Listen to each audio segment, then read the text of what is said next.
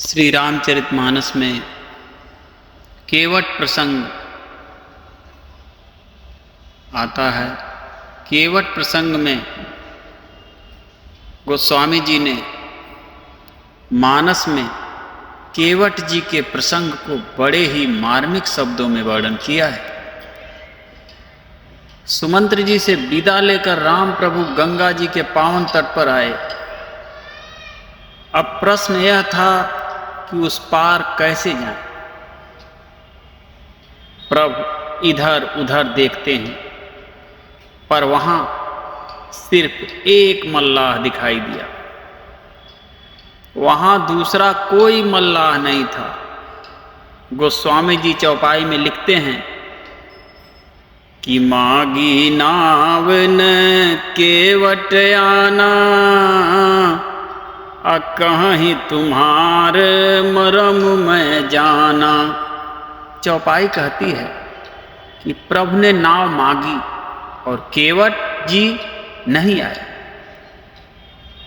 संत कहते हैं कि केवट का काम है नाव चलाना, फिर उसने आने से मना क्यों किया? क्योंकि वहां कोई मल्लाह नहीं था। न केवट आना, प्रभु को नाव इसलिए मांगना पड़ा क्योंकि वहां दूसरा मल्लाह नहीं था। नहीं तो अगर कोई एक मना भी करता तो दूसरा पार ले ही जाता। एक तो केवट जी प्रभु के बुलाने पर नाव लेके आए नहीं, ऊपर से कहते हैं मैं आपके मर्म रहस्य को जानता हूं। अब राम जी ने पूछा कि आप क्या मर्म जानते हो?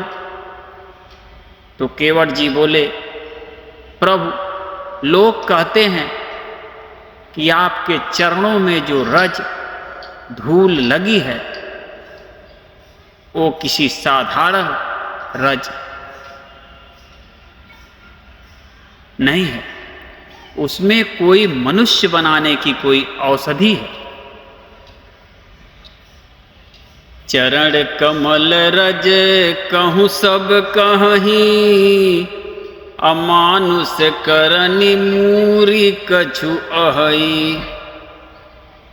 छुअत शिला भई नारी सुहाई, अपाहन तेन काठ कठिनाई। अतर न्यू मुनि घर नी होई जाई, बाट परई मोरी नाव उड़ाई। जिसके छूते ही पत्थर की शिला सुंदरी स्त्री हो गई। मेरी नाव तो काठ की है, काठ पत्थर से कठोर तो होता नहीं। मेरी नाव भी मुनि की स्त्री हो जाएगी और इस प्रकार मेरी नाव उड़ जाएगी।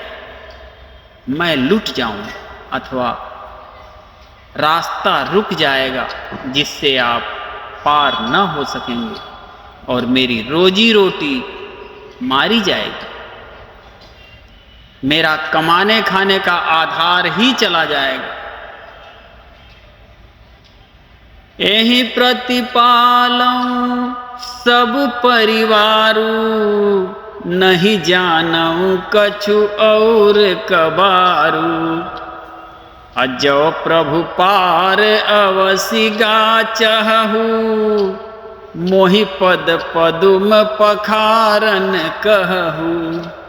केवट कहता है कि हे नाथ, मैं तो इसी नाव के सहारे परिवार का पालन पोषण करता हूं, दूसरा कोई धंधा नहीं जानता हूं।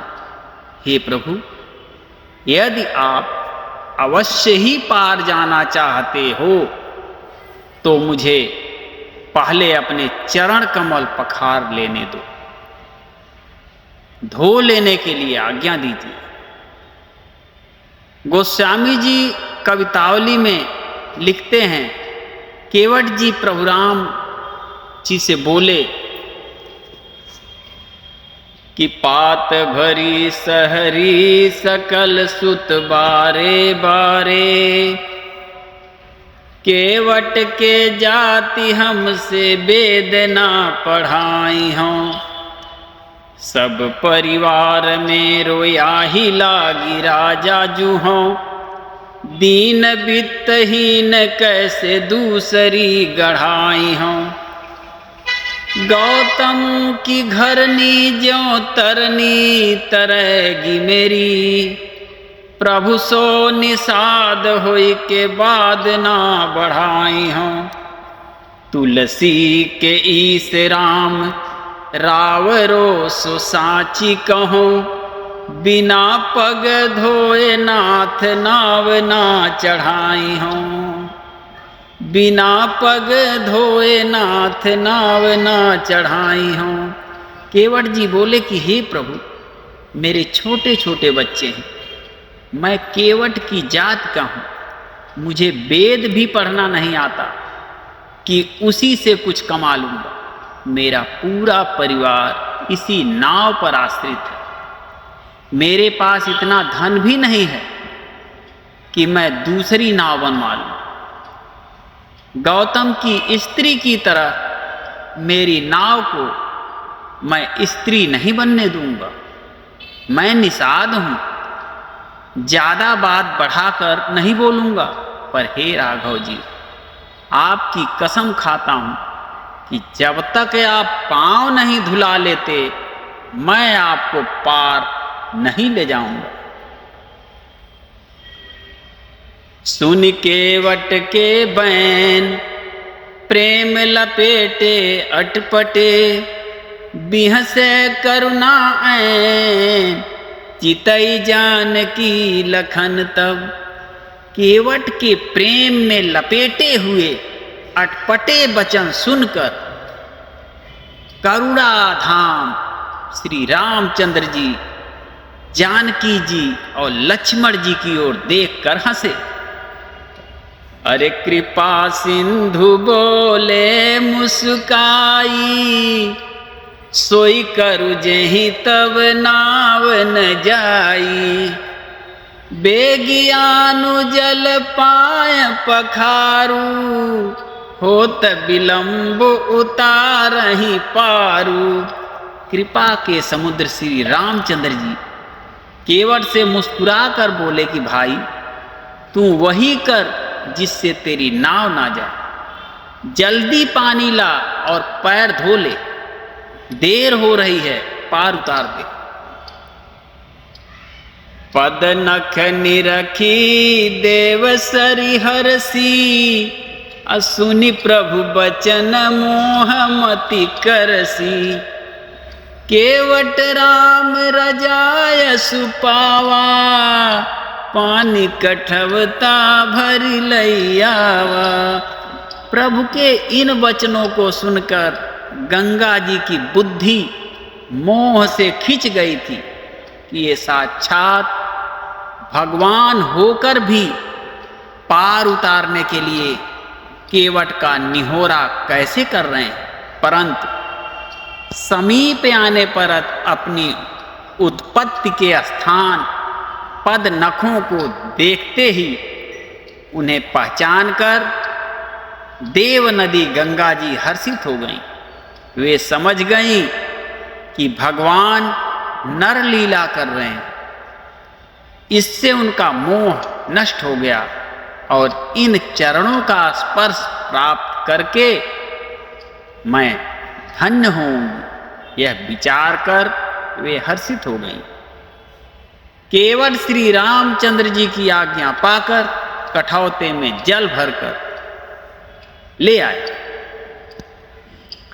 अति आनंद उमगी अनुरागा, अचरण सरोज पखारन लागा।